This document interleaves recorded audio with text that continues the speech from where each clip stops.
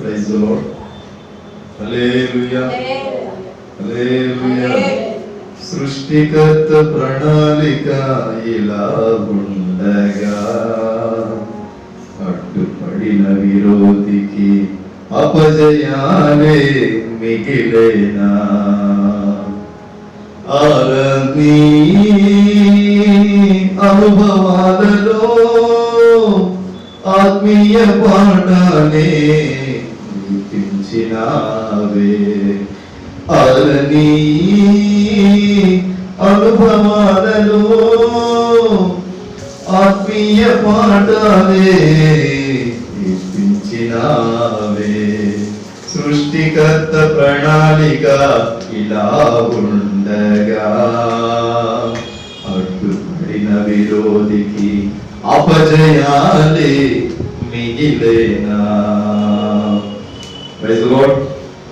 మన ప్రభువును లోకరక్షకుడైన యేసుక్రీస్తు పరిశుద్ధ నామములో మీ అందరికీ నా హృదయపూర్వకమైన వందనాలు తెలియపరుస్తున్నాను. అందరికీ క్రీస్తు నామంలో నా హృదయపూర్వకమైన వందనాలు. బాగున్నారా? ఎక్కడ బాగోగులంటే కరోనా వచ్చింది, మమ్మల్ని బయటికి ఇచ్చింది. ప్రియులారా, చిన్న సాక్ష్యాన్ని నేను చెప్తాను. మా నాన్నగారికి కరోనా వచ్చింది. దానికంటే ముందు మా అమ్మమ్మకి కరోనా వచ్చింది. కోవిడ్ వచ్చి ఆమె చనిపోయింది. అయితే ఆమె వెనక హాస్పిటల్లో ఉండడానికి మా అన్నయ్య ఉన్నాడు. ఇంటికాడ మా నాన్నకి కోవిడ్ వచ్చింది. అక్కడ మేము ఉన్నాం. ఏ రోజు భయపడలేదు, జడియలేదు. మా నాన్న కోవిడ్లోనే ఉన్నాడు. మా తాతయ్య కూడా కరోనా వచ్చింది. లంగ్స్ పాడైపోయి ఇంచుమించు వారం రోజులు నేను హాస్పిటల్లోనే ఉన్నాను. దిక్కు తోచని స్థితిలో మేమున్నాం. దేవుని బిడ్డలారా, జన్మనిచ్చిన తండ్రి మరణ పడకల మీద ఉన్నాడు. తల్లి గారికి జన్మనిచ్చిన తండ్రి హాస్పిటల్లో ఉన్నాడు. ఆ సమస్యలో కూడా దేవుడు ఆదరించి ఆయుష్నిచ్చి ముందుకు నడిపించాడు. ఇతను చాలా క్రిటికల్ పొజిషన్ లో ఉన్నాడు. నరసరావుపేట మహాత్మా గాంధీ హాస్పిటల్కి తీసుకెళ్తే స్నానం చేయడానికి లేదు, తినడానికి లేదు. అంత పరిస్థితిలో కూడా నా వాళ్ళకి నేను నా చేతితో అన్నం కలిపి పెట్టాను. కానీ దేవుడు ఆ వ్యాధిని నాకు అంటనివ్వకుండా సురక్షితంగా కాపాడాడు. నెలంతా నేను ఈ పని మీద ఉన్నాను, కానీ నెలంతా పని మీద ఉన్నాను, కానీ ఏ ఆదివారం నేను దేవుని సన్నిధిని విడిచిపెట్టలేదు. బయట మీటింగ్స్కి వెళ్తూనే ఉన్నాను, ఇక్కడ నా కుటుంబాన్ని చూసుకుంటూనే ఉన్నాను.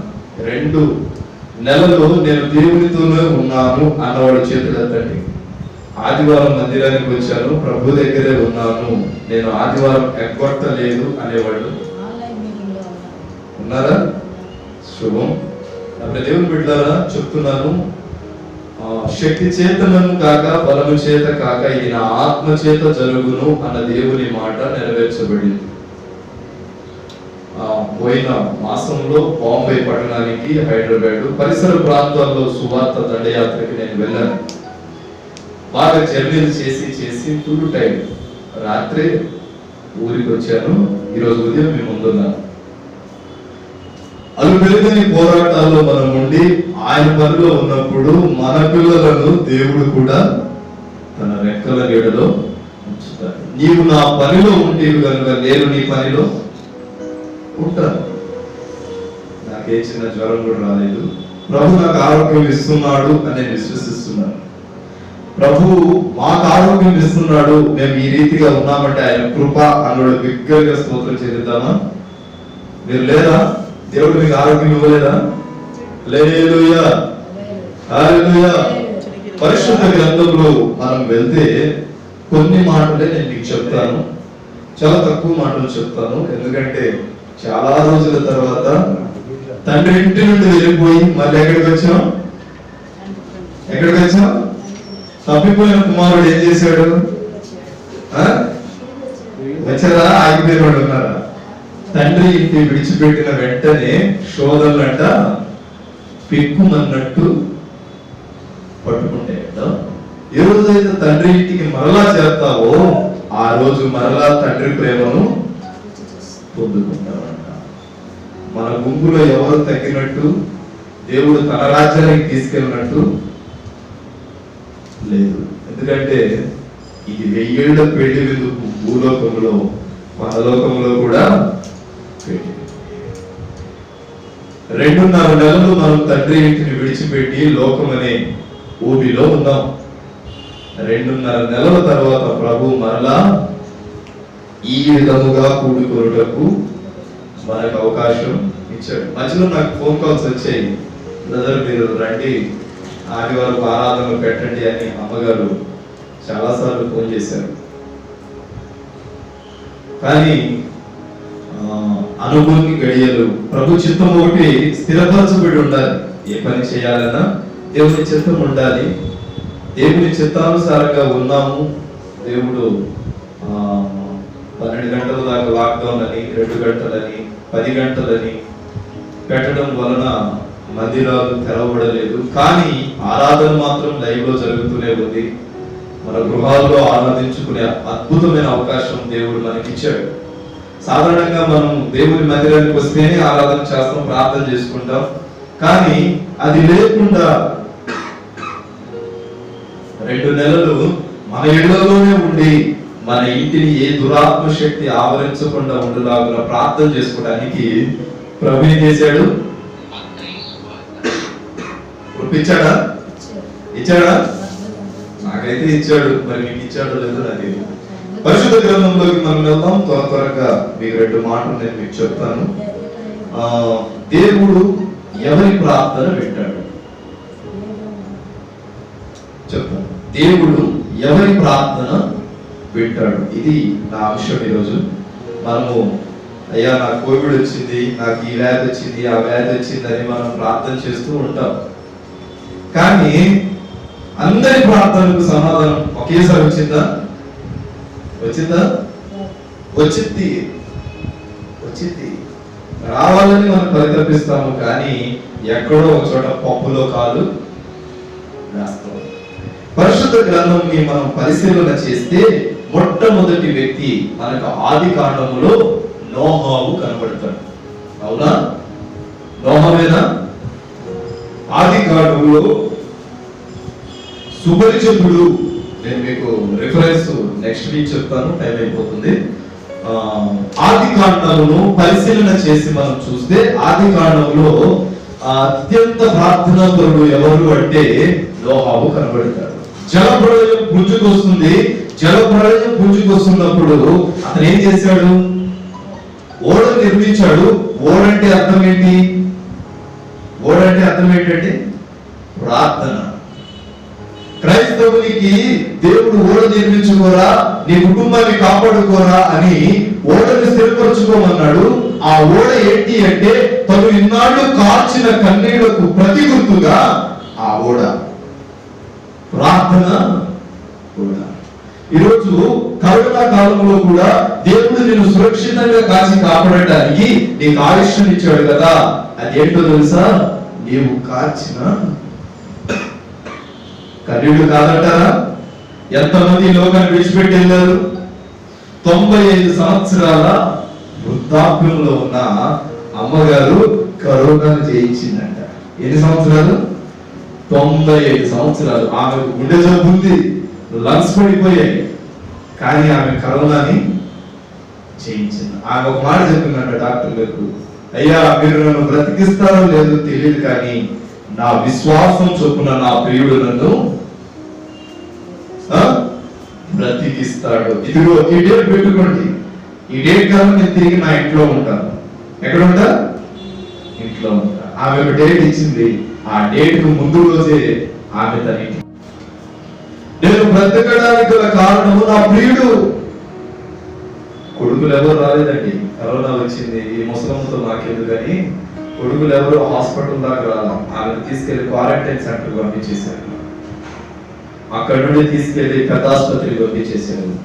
కొడుకుళ్ళు ఉన్నా లేనట్టే అనుకునేదంట, నా ఒంటరి ప్రాణానికి నేనే మొద్దు గుర్తులు కదా.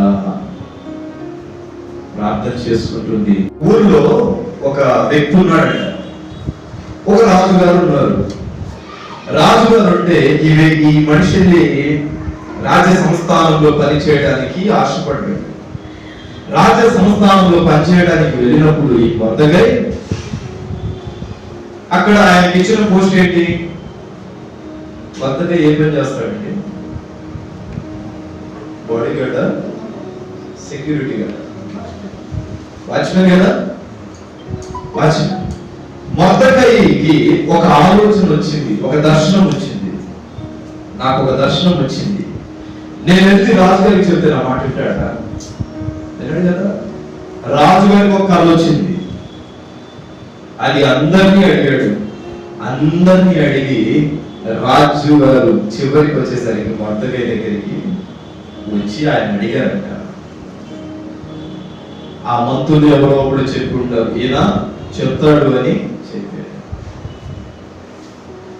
ఈయన రాజుగారికి ఒక విషయంలో ఉపయోగపడ్డాడు. ఉపయోగపడిన విషయం మాత్రం రాజుగారు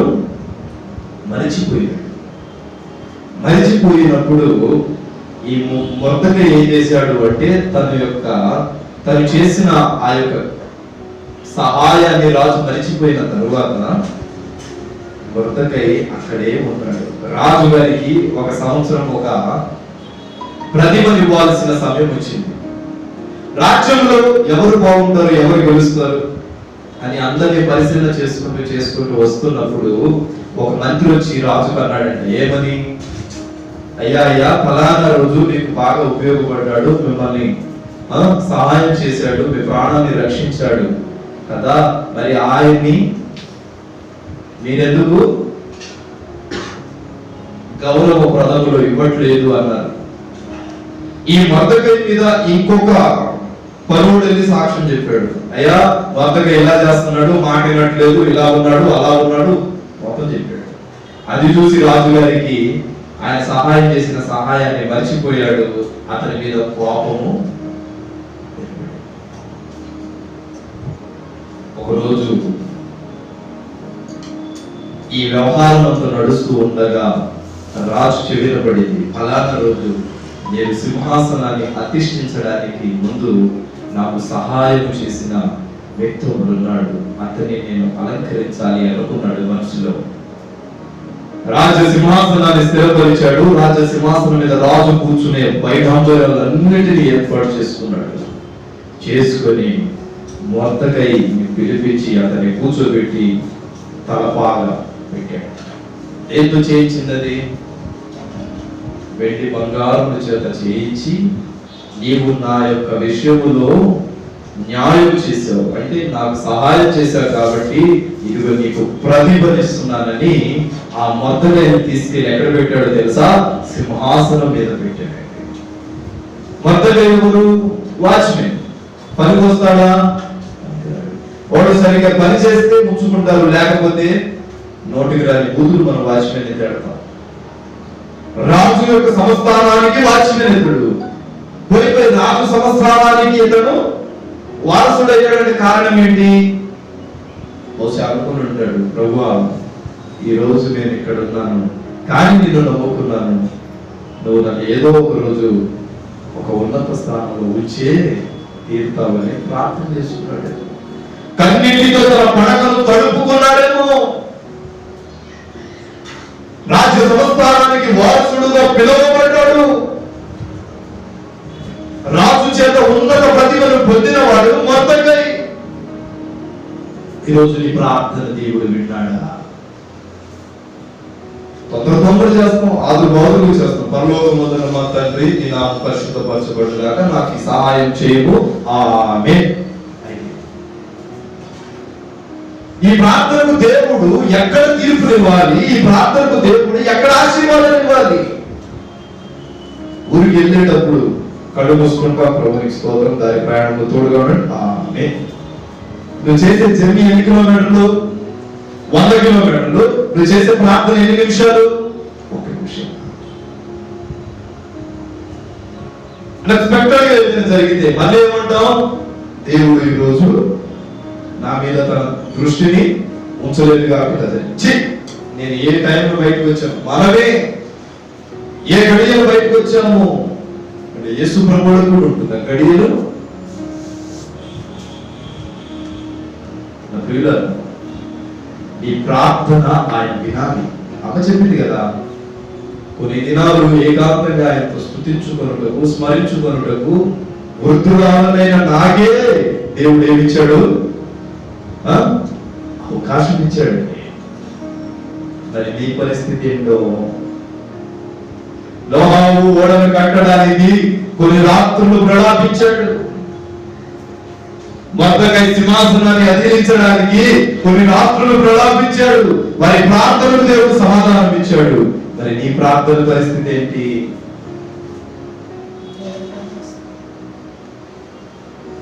రాహేలు యోసేపును కనడానికి దుఃఖాక్రాంతురాలై ప్రభు దగ్గర యోసేపుకు జన్మను పొందడానికి కొన్ని రాత్రులు పగళ్ళు ప్రభు దగ్గర ప్రార్థనలో గడిపింది రాహేలు.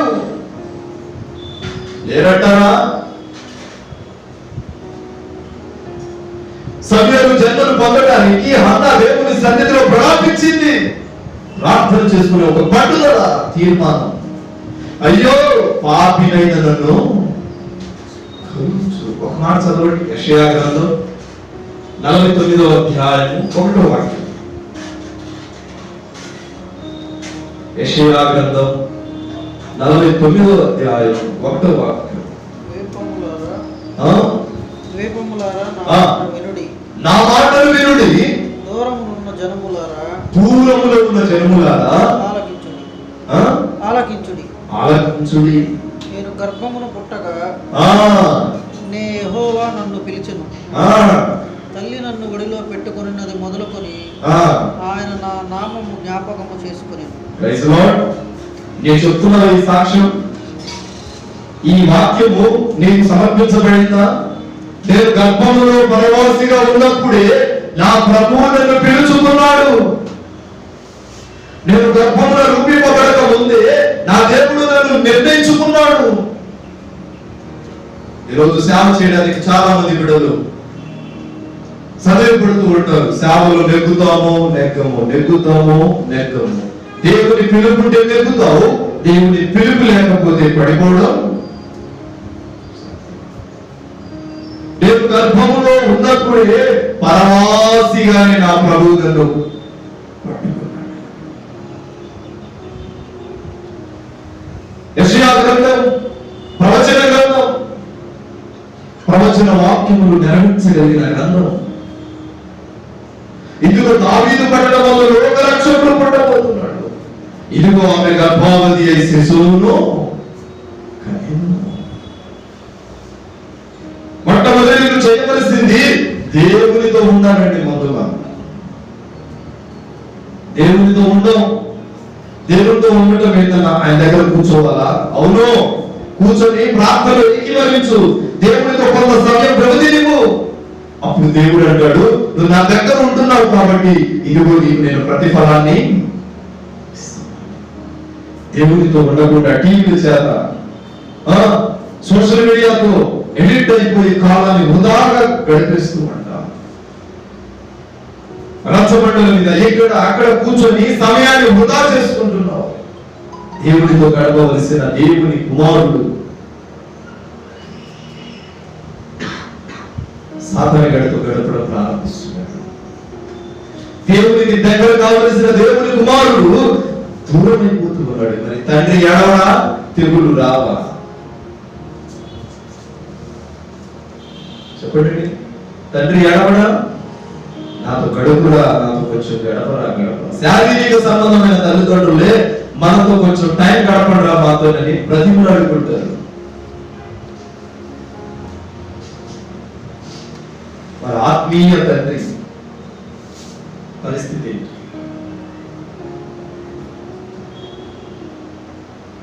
దేవునితో గడిపే వారితోనే దేవుడు మాట్లాడతాడు. దేవునితో మోకరించి ప్రభువుతో మాట్లాడుకునే వాడితోనే దేవుడు మాట్లాడతాడు.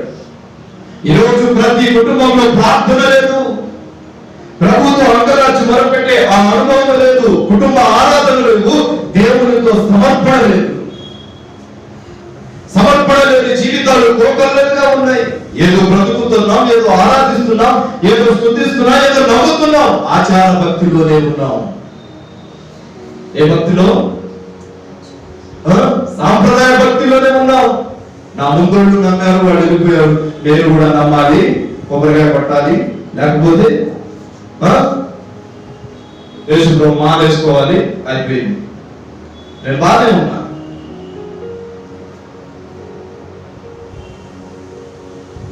ఆచారం అయిపోయింది భక్తి. ఆచారంగా భక్తికి ఆచార భక్తి అంటే ఏంటి? ప్రతి ఆదివారం మందిరానికి వెళ్ళాలా? ఏ ఒక ఆదివారం ఎప్పుడితే ఏమైంది అనేవాళ్ళు లేరా? లేరా? లేరా? ప్రతి గురువారం మందిరానికి వెళ్ళాలా? ప్రతి శనివారం ఉపవాసం ఉండాలా? ఏ ఒక ఆదివారం ఎప్పుడితే మీ ప్రభువు ఒప్పుకోడా అనేవాళ్ళు లేరా? చెప్పండి, ఏమండి చెప్పండి. శని ఆదివారములు ప్రభు సిద్ధపరిచిన దినములు. ఉపవసించి ప్రార్థించడం శనివారం, ఆదివారం శనివారం మీ హృదయాన్ని శుద్ధి చేసుకొని ఆదివారం రొట్టెలు వేచే దినది. శని ఆదివారములు ప్రభు సిద్ధపరిచినవి. యేసు ప్రభు శుక్రవారం చనిపోయాడా? చనిపోయాడా? శుక్రవారం 3 రోజుల తర్వాత లెగవాలి కదా ప్రభు. 3 రోజుల తర్వాత లెగవాలి కదా. 3 రోజులు రాత్రి పగళ్ళు కదా. మగ్దలేని మరియా సమాధిని చూడడానికి ఎప్పుడు వచ్చారు? ఆదివారం. ఎన్ని గంటలకి? 4 గంటలకి. వీళ్ళు 4 గంటలకు వచ్చారంటే అంతకంటే ముందే సమాధి ద్వారం తెరవబడింది కదా. మరి ఆయన ఎప్పుడు వెళ్ళిపోయాడు? వెళ్ళిపోయాడు.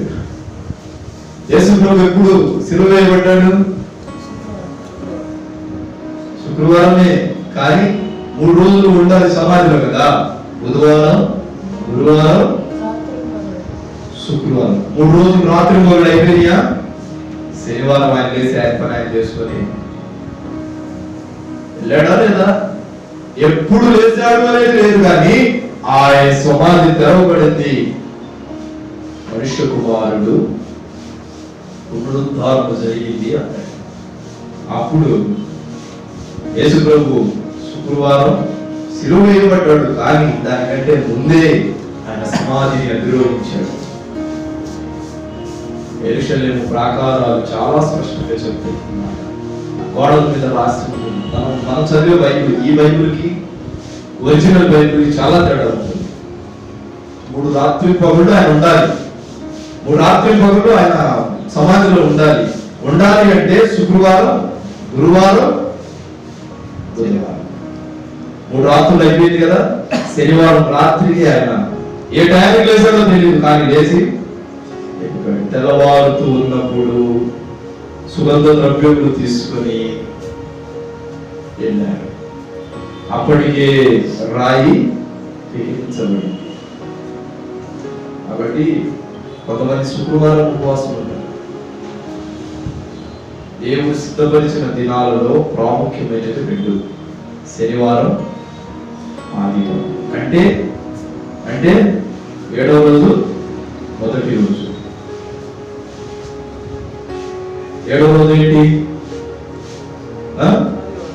ఆదివారం ఎలా అయింది? అమ్మగారు 7వ రోజు ఏంటి? శనివారం. విశ్రాంతి దినం ఎప్పుడు? శనివారమే. కానీ మొదటి రోజు ఎప్పుడు? ఆదివారం.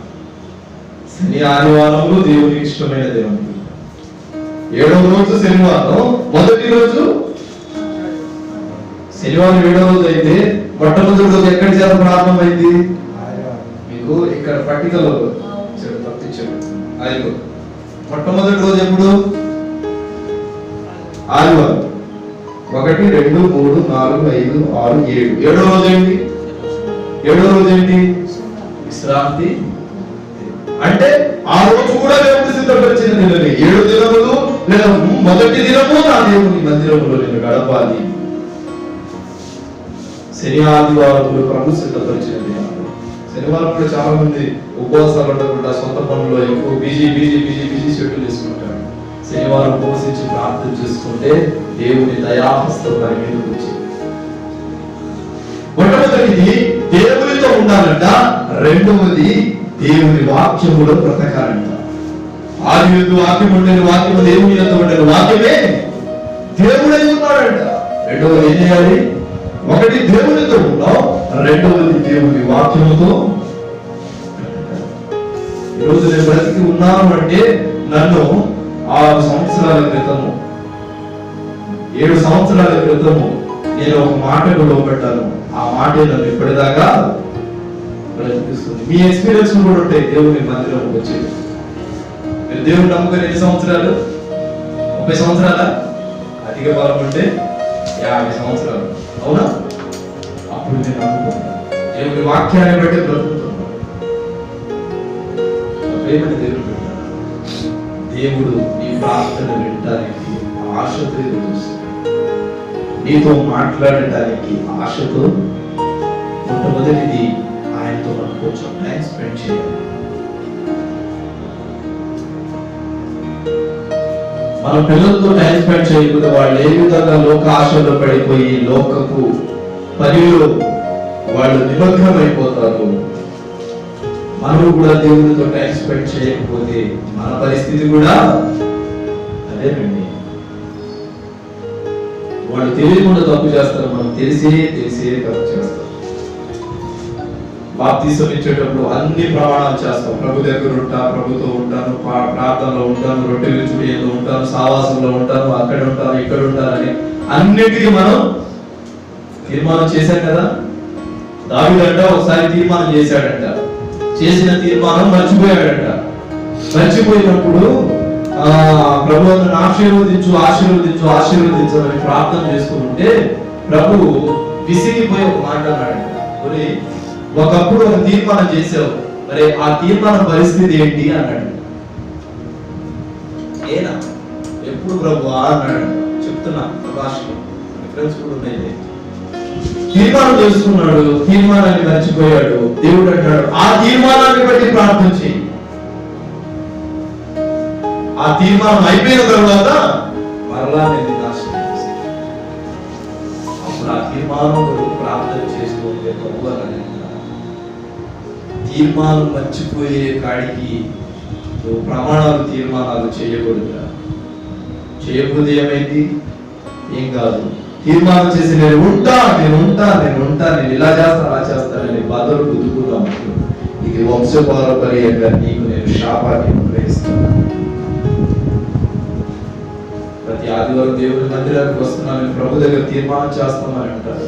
తీర్మానం చేసిన తీర్మానం మర్చిపోయాము అంటే అది తరతరాలకు వెంబడిస్తుంది. తీర్మానం చేయాలి, ఆ తీర్మానాన్ని మనం పొందుకోవాలి. మూడవది చెప్తున్నాడు, దేవునితో ప్రార్థనలో గడపాలి. మొట్టమొదటిది దేవునితో ఉండాలి, అంటే దేవుని మందిరానికి రావాలి. రెండవది వాక్యాన్ని రీడ్ చేయి. ఏం చేయాలి? వాక్యాన్ని చదవాలి. మూడవది ఆయనతో ఉండాలి. ఏంటంట? మందిరానికి వచ్చావు, వాక్యం చదువుకున్నావు. మూడవది ఏంటి? ప్రార్థన. ప్రార్థనలో గడిపినప్పుడే ఆశీర్వాదాలు మెండుగా వస్తాయి. చివరిగా చెప్తున్నాడు, యోహాను సువార్త 5వ అధ్యాయం 4వ వాక్యం. యోహాను సువార్త 5వ అధ్యాయం 4వ. ఏ విధముగా నీకు ముఖము చూపగలను, ఈ స్థితిలో ఏట్లో నీ ఎదుట నిలువగలను. పాపం చేశాను, నిన్ను విసిగించాను. పాపం చేశాను, నిన్ను విసిగించాను. తప్పిపోయిన కొడుకును త్రోవ తప్పి తిరిగెదను. తప్పిపోయిన కొడుకును కరుణతో క్షమించినను ఏ విధముగా నీకు ముఖము చూపగలను అందరూ పాడతాం.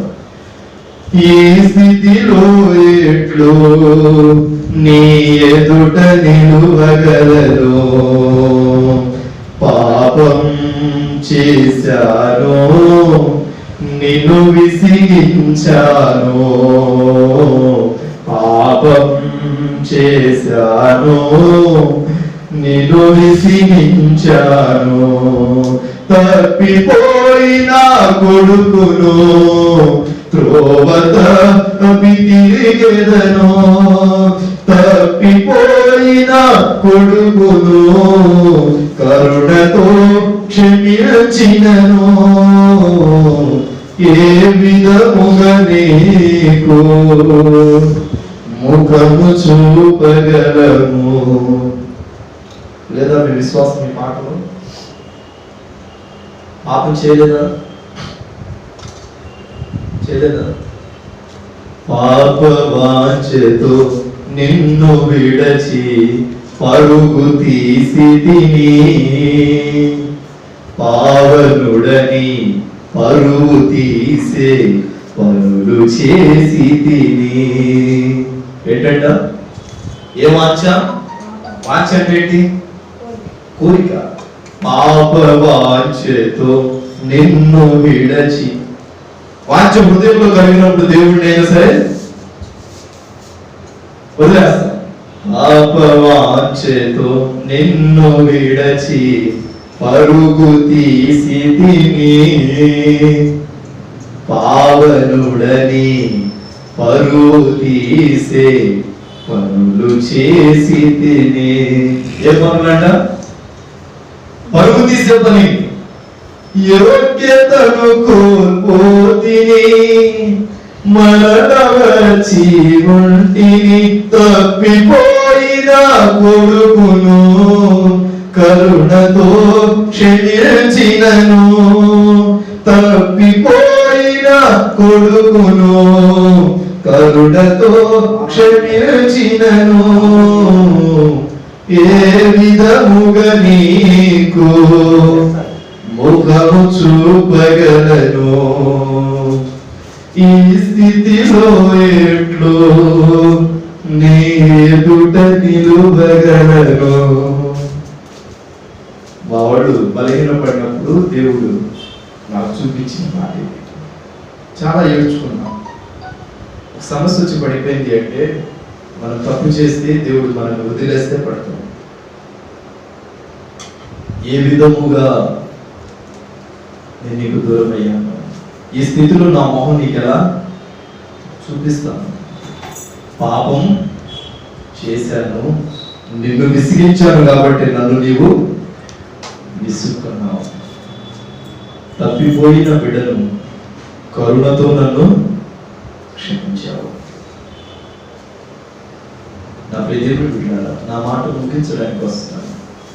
యోహాను సువార్త 5వ అధ్యాయము 4వ వాక్యాన్ని ఒకసారి చదివి వినిపిస్తారా?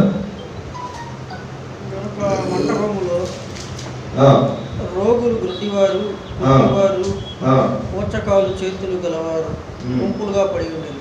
అక్కడ 38 ఏళ్ల నుండి వ్యాధి గల ఒక మనుష్యుడు ఉండేది. యేసు వాడు పడి ఉండడం చూచి వాడప్పటికీ బహుకాలము నుండి ఆ స్థితిలో ఉన్నాడని ఎరిగి స్వస్థపరచగోరుచున్నావా అని వాడిని అడుగగా, ఆ రోగి, అయ్యా, నీ ఇల్లు కదిలింపబడినప్పుడు నన్ను కోనేటిలోనికి దించుటకు నాకు ఎవడనూ లేడు కనుక నేను వచ్చినంతలో మరి ఒకడు నాకంటే ముందుగా దిగులని ఆయనకు ఉత్తరం ఇచ్చింది.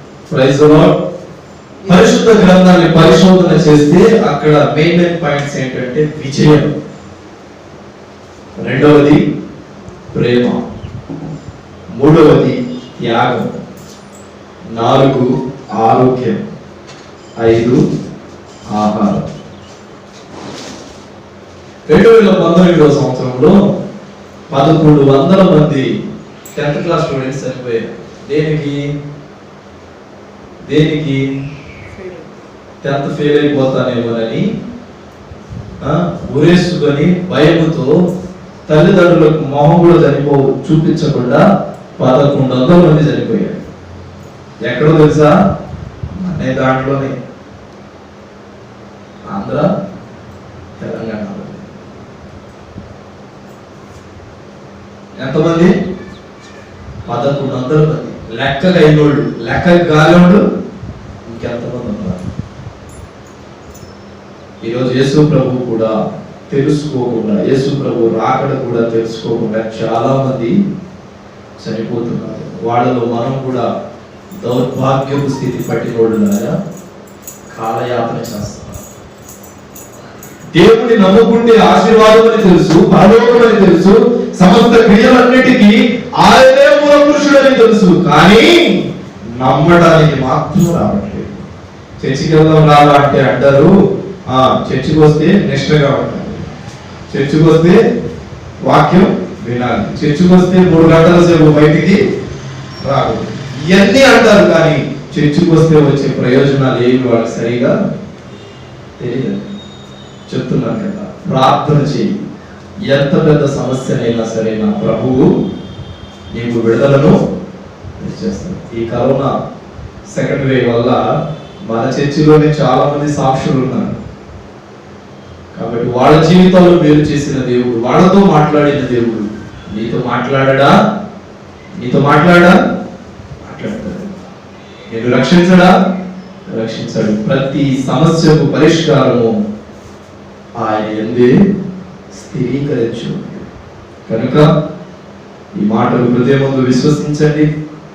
దేవుడు నీ ప్రార్థన వినటానికి వేగిరపడి నీ దగ్గరకు వస్తాడంట. ప్రతి ఉదయం నీ ప్రార్థన వినటానికి వస్తాడంట. ఫోన్ చేసినప్పుడు హలో అంటావు, అవునా? ప్రార్థన చేసినప్పుడు కూడా నువ్వు ప్రభువా వింటున్నావా?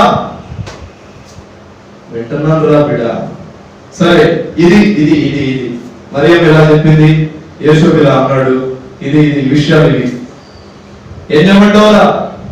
వీటన్నిటిని పరీక్షించి మంచి నాకు ఆశీర్వాదాన్ని, మంచి సమాధానాన్ని నాకు స్థిరపరచు అని అడుగుతాం ప్రభువుని. కాబట్టి మొదటగా చేసిన ప్రార్థన వలన అతడు రాజ్య సంస్థాపకుడయ్యాడు. నోహావు చేసిన ప్రార్థన ఓడను నిర్మించుకున్నాడు, కుటుంబాన్ని కాపాడుకున్నాడు. కొర్నేలు చేసిన ప్రార్థన కుటుంబ సభ్యులందరికీ మారు మనసును అనుగ్రహించుకున్నాడు. అబ్రహాం చేసిన ప్రార్థన కొడుకును సంపాదించుకున్నాడు. దేన్ని? వృద్ధాప్యం ముందు ఎవరిని సంపాదించుకున్నాడు? కొడుకును సంపాదించుకున్నాడు. అలాగే అలాగే హన్నా చేసిన ప్రార్థన సమీరుని సంపాదించుకుంది. రాహేలు చేసిన ప్రార్థన యోషోబును సంపాదించుకున్నాడు. మోషే చేసిన ప్రార్థన ఇజ్రాయేలీలు పాలు తేనెలు ప్రవహించు దేశానికి వెళ్ళటానికి దేవుడు కృపనిచ్చాడు. కాబట్టి నీవు చేసే ప్రార్థన ఏ విధంగా ఉపయోగపడుతుందో పరీక్షించుకో. ఆ ప్రార్థనలో నిమగ్నమైపో. దేవుడు నీ కుటుంబాన్ని, నిన్ను నీ బిడ్డలను దీవించును గాక. ఆమేన్. మోకరిద్దాం, ప్రార్థన ఏకీభవిద్దాం.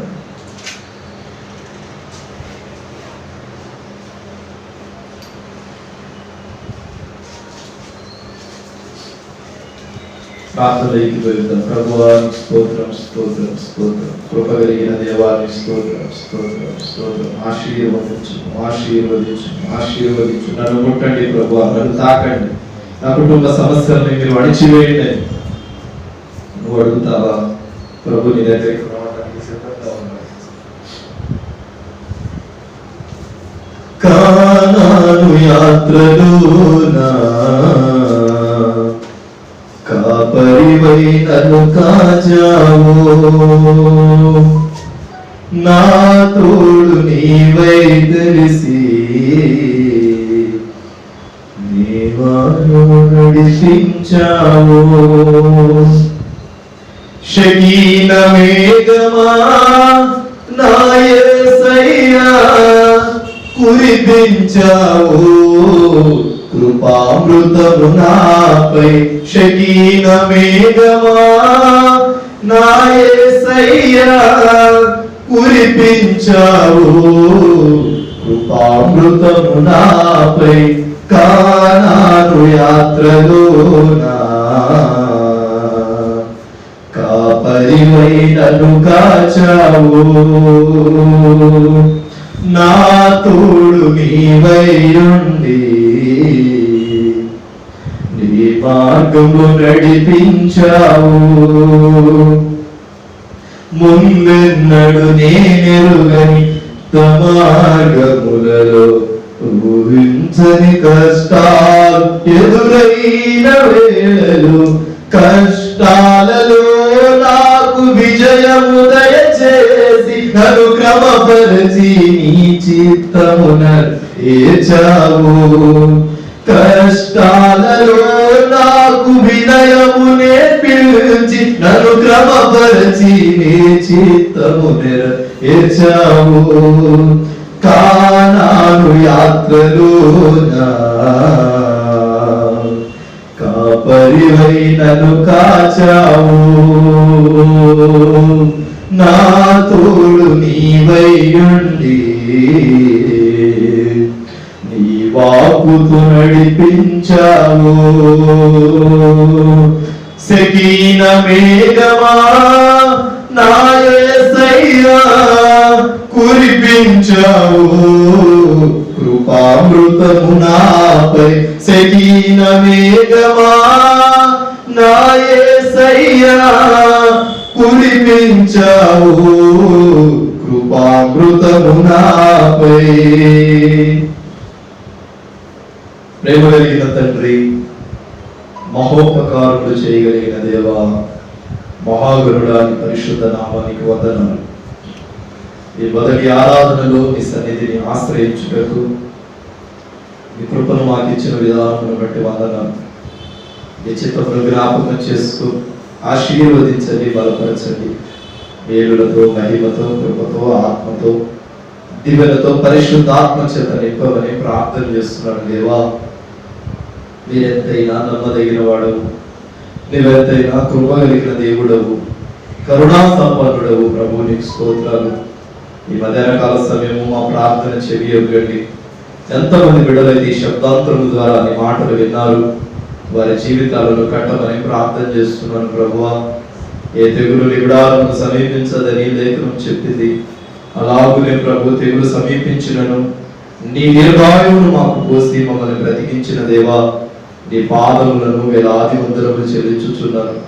మేమే పాటి వాళ్ళమయ్యా, నీ ముందు దేనికి పనికిరాని మమ్ములను నీ బిడ్డలుగా చేర్చుకొని ఈరోజు ఈ స్థితిలో నేను స్తుతించుటకు, ఆరాధించుటకు మీరు చూపుతున్న కృపను బట్టి వందనాలు. ప్రభువా, ఆరాధనలో పాల్గొములు పొందిన ప్రతి బిడ్డను మీరు జ్ఞాపకం చేసుకోండి. పేరు పేరున ఆశీర్వదించమని ప్రార్థన చేస్తున్నాను. ప్రభువా, అయ్యా, మీకు ఇష్టమైతే నా ప్రార్థన వినమా? ప్రభువా, నీకు ఇష్టమైతే నా మొరను అంగీకరించి సమాధానం దయచేయవా? ప్రభు, కృప దయచేయమని అడుగుచున్నాను. కార్యము జరిగించండి. కృపామయుడానికి స్తోత్రాలు. దయగలిగిన తండ్రి నీకు వందనాలు. సర్వోన్నతుడా నీకు స్తోత్రం. సర్వశక్తికి అధిపతి నీకు వందనాలు. ప్రభువా, నీకు స్తోత్రాలు చెల్లించుకుంటూ ప్రార్థన చేస్తున్నాం. ఇద్దరు ముగ్గురు నామము నిమిత్తం ఎక్కడ ప్రార్థన చేస్తే అక్కడ మేము ఉన్నామని నువ్వు తెలియపరిచావు. ప్రభు, నీకు స్తోత్రం. ఇది ఒక చిన్న గుంపుగా మేము కూడుకొని ఈ గుంపు పెద్ద గుంపు ఒకటికి సహాయం చేయి తండ్రి. నీకు వందనాలు. నీ బిడ్డలకు మంచి ఆరోగ్యాన్ని ఇవ్వండి. మందిరపు ప్రాకారాలు పొడిగించమని ప్రార్థన చేస్తున్నారు. మందిరపు గుమ్మములను ప్రభువా మీ పాదాల చెంత చేసుకొని ప్రభు వాటిని విశదీకరించమని ప్రార్థన చేస్తున్నాను. సరిహద్దులు విశాలపరచండి. నీ బిడ్డలు స్తుతించుటకు, స్మరించుటకు, ఆరాధించుటకు సమయాన్ని ఇవ్వమని ప్రార్థన చేస్తున్నాను. ప్రభువా, కృప దయచేయండి. అద్భుతకరంగా పనిని ప్రారంభిస్తూ ఉన్నప్పుడు ఆ పనిలో విజయోత్సవాలతో ముందుకు నడిపించండి. నీ కృప చేత, నీ ఆత్మ చేత ప్రభువా తండ్రి, మేము ప్రారంభించిన పనిని కూడా జయప్రదంగా మీరు జరిగించండి. ఎలాంటి ఏ అపాయం రాకుండా సహాయం చేయి. సమస్త విషయంలో మీరే తోడుగా ఉండండి, ఆదరించండి, ఆశీర్వదించమని ప్రార్థన చేస్తున్నాను. కావలసిన సహాయాలు మీరు వర్జించండి, మీ కృపలో మమ్మల్ని జ్ఞాపకం చేసుకోమని సంఘాన్ని నీ చేతులకు అప్పగిస్తున్నాను, సంఘ బిడ్డలను నీ చేతులకు అప్పగిస్తున్నాను. వారిని ఆశీర్వదించి బలపరచమని, నీ కృపలో మమ్మల్ని అందరినీ జ్ఞాపకం చేసుకోమని, తిరిగి నా ప్రయాణంలో తోడుగా ఉండమని యేసు నామములో ప్రార్థిస్తున్నాను పరమ తండ్రి. ఆమేన్. మన తండ్రి అయిన దేవుని ప్రేమ, కుమారుడు యేసుక్రీస్తు వారి కృప, పరిశుద్ధాత్మ దేవుని విశ్వాసం ఎడుగులాడు సంఘానికి సకల పరిశుద్ధులకు ప్రభాత్మతోడే నడిపించును గాక. ఆమేన్. దేవుడు మిమ్మల్ని మీ బిడ్డలను దీవించును గాక. God bless you. దేవుడు మీ కుటుంబాన్ని ఆశీర్వదించును గాక. గమనించండి, మరికొద్ది రోజులలో ఈవినింగ్ ప్రేయర్ కూడా స్టార్ట్ అవుతుంది. దాని కొరకు ప్రార్థన చేయండి. 2 సర్వీసులు ఉంటాయి, మార్నింగ్ సర్వీస్, ఈవినింగ్ సర్వీస్ ఉంటుంది. ఆశతో ప్రార్థన చేస్తే ప్రాకారాలు పొడిగించబడతాయి, గుమ్మములు విస్తరించబడతాయి. కాబట్టి ఈ గుంటూరు పట్టణంలోనే ప్రారంభించడానికి ప్రభు కృప చూపులాగున మీరు ప్రార్థన చేయండి. ప్రార్థన సహాయము సావాసానికి ఎంతో అవసరం. కాబట్టి మేము ప్రార్థన చేసి మేము ముందుకు నడిస్తే సరిపోదు, ఇంకో కొంతమందిని రక్షించడానికి, కొన్ని సంఘాలు రక్షించడానికి ప్రభు కృప చూపాలి అంటే స్థానిక సంఘ బిడ్డలుగా మీరు ప్రార్థన చేయాలి. మీ ప్రార్థన సహవాసానికి ఎంతో అవసరము అనే విషయంలో సందేహం ఏమీ లేదు. కాబట్టి నా దేవుని బిడ్డలారా, అతి త్వరలోనే మరికొద్ది రోజుల్లోనే సెకండ్ సర్వీస్ కూడా ప్రారంభించడానికి దేవుడు ప్రణాళికలను సిద్ధపరుస్తున్నాడు. సాయంకాలం, ఉదయం ఇక్కడ ఉంటుంది, సాయంకాలం ఇంకో చోట ఉంటుంది. కాబట్టి మీ ప్రార్థనే మాకు తెలియపరచండి, ప్రార్థన సహకారం అందించండి. అనే వేళ ఖాళీ దొరికినప్పుడు ప్రార్థన ఏకీభవించడానికి ప్రయత్నం చేయండి. ప్రార్థన బలంతో ముందుకెళ్దాం.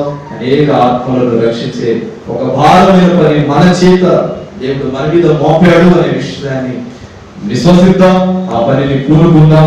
దేవుని ఆశీర్వాదాలు పొందుకుందాం.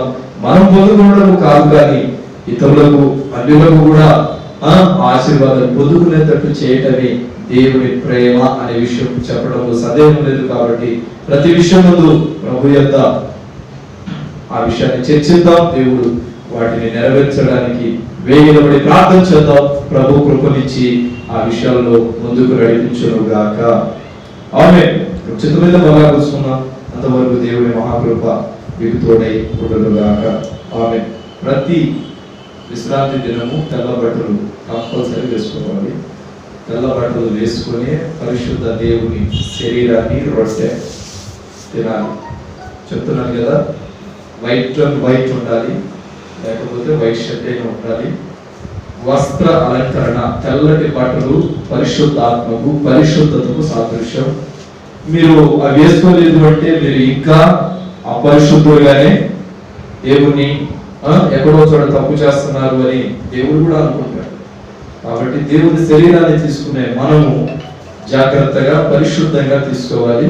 దానికంటే ప్రాముఖ్యమైనది మీ వస్త్రాలంకరణ చాలా చాలా ఇంపార్టెంట్. తెల్లని వస్త్రాలు లేకపోతే కుట్టించుకోండి.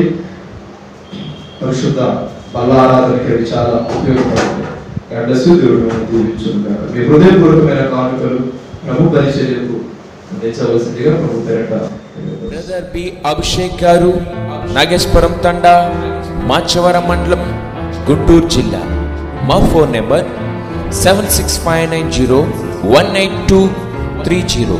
మరొక నెంబర్ 9553904837.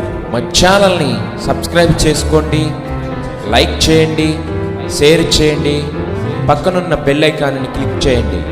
దేవుని చిత్తమైతే మరలా కలుసుకుందాం. దేవుని నామానికి మహిమ కలుగును గాక. ఆమేన్.